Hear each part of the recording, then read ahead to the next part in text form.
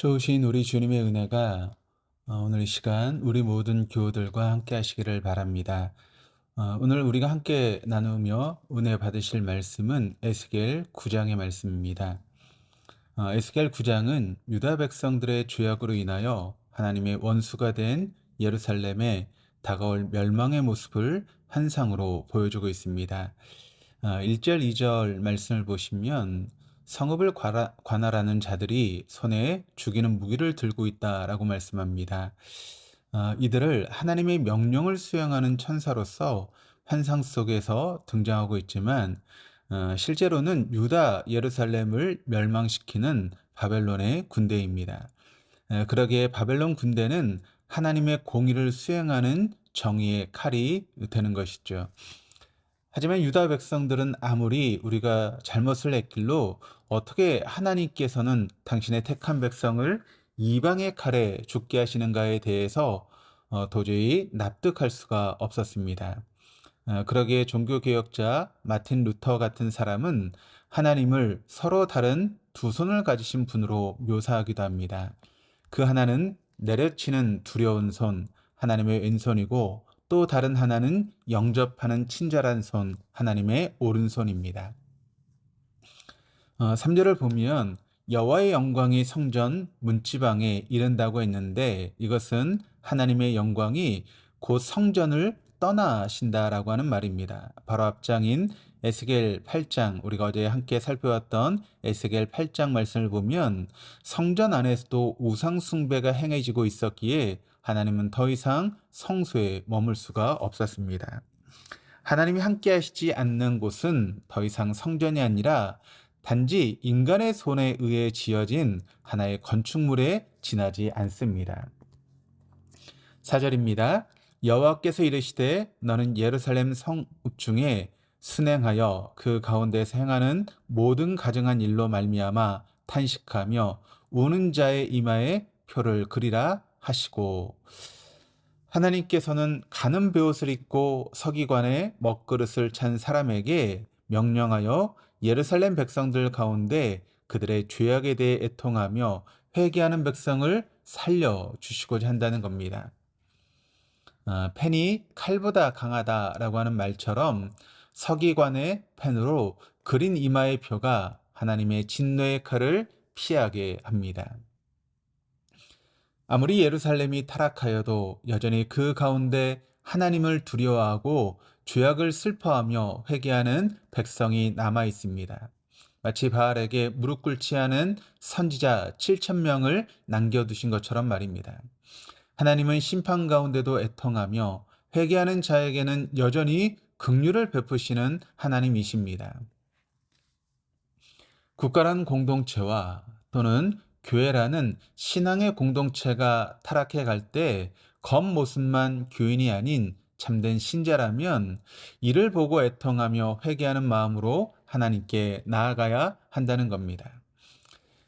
공동체는 죄악으로 물들어 가는데 나만 올바르게 산다고 해서 문제가 해결되는 것이 아닙니다. 그러다간 결국은 다 같이 망하는 겁니다. 하나님은 신앙의 공동체를 위해 애통하며 기도하는 자들을 오늘도 우리 가운데 찾으시고 계십니다. 한편 5절과 6절 말씀이 이렇게 기록을 합니다. 불쌍히 여기지 말며 긍휼을 베풀지 말고 쳐서 늙은 자와 젊은 자와 처녀와 어린이와 여자를 다 죽이되 이마에 표 있는 자에게는 가까이 하지 말라라고 말씀합니다. 회개하지 않는 자들에게는 남녀노소 가차없이 인정사정 볼 것 없이 진노를 퍼부으시는 하나님을 우리가 볼 수 있습니다. 마치 소돔과 고모라에 유황불을 내리신 것처럼 예루살렘을 향하여 진노의 폭탄을 퍼부으셔서 예루살렘을 초토화시키는 하나님의 모습을 발견합니다. 루터가 말한 것처럼 한 손으로는 이마에 표를 그리게 하사 구원하신 하나님과 또 한 손으로는 진노의 폭탄을 퍼부으시는 하나님의 모습을 동시에 보는 것입니다. 8절에서 에스겔 선지자는 마치 아브라함이 소돔과 고모라의 멸망을 멈추기 위해 하나님께 간구하는 것처럼 이스라엘의 남은 자를 위하여 간구하고 있습니다. 사실 에스겔은 제사장 출신의 선지자였습니다. 제사장은 짐승의 제사를 통해 백성들의 죄를 사하여 달라고 간구하는 어찌 보면 어머니와 같은 역할입니다. 반면 선지자는 백성들의 죄를 지적하고 하나님께 돌아오라고 요청하는 아버지와 같은 역할입니다. 분명 에스겔은 선지자로 부름을 받기 전까지는 제사장으로 훈련을 받았기에 8절에서 자기 동족을 향한 하나님의 자비를 간절히 바라고 있습니다. 보지도 못하고 듣지도 못하는 장애인 헬렌 켈러에게 설리반 선생님이 있었기에 오늘날의 헬렌 켈러가 될 수 있었습니다. 하나님은 볼 수도 있고 들을 수도 있는 이스라엘 백성들에게 설리반 선생님보다도 더 뜨거운 사명감을 가진 수많은 선지자들을 이스라엘 백성들에게 보냈습니다. 그러나 그들은 애써 눈을 감고 애써 귀를 막았습니다. 그러기에 그들은 하나님의 진노를 피할 수가 없었던 것입니다. 그렇다면 우리는 어떻습니까? 우리도 단지 교인이 아닌 신자로서 과연 우리의 눈과 귀를 열어놓고 하나님의 말씀에 청종하고 있는지 돌아보아야 합니다. 하나님께서는 우리가 결코 예레미야와 에스겔 시대의 유다 백성들보다 윤리적으로나 도덕적으로 더 의롭기에 그리스도 안에서 우리를 택하신 것이 아닙니다. 그래봤자 50보 100보입니다. 단지 하나님이 우리를 선택하신 것입니다. 우리로서는 그 이유를 생각할 수 없는 하나님의 주권적인 선택이십니다. 하나님은 우리를 향한 당신의 진노를 예수 그리스도에게 이미 퍼 부으신 것입니다. 그리스도께서 우리를 사랑하셨기에 십자가에서 대신 진노를 받으시고 하나님을 향하여 어찌하여 나를 버리셨나이까 라고 말씀하셨던 겁니다. 9절 말씀입니다. 유다 백성들은 이러기를 여호와께서 자기들의 땅을 버리셨으며 자기들을 돌보지 않는다라고 원망하고 있습니다.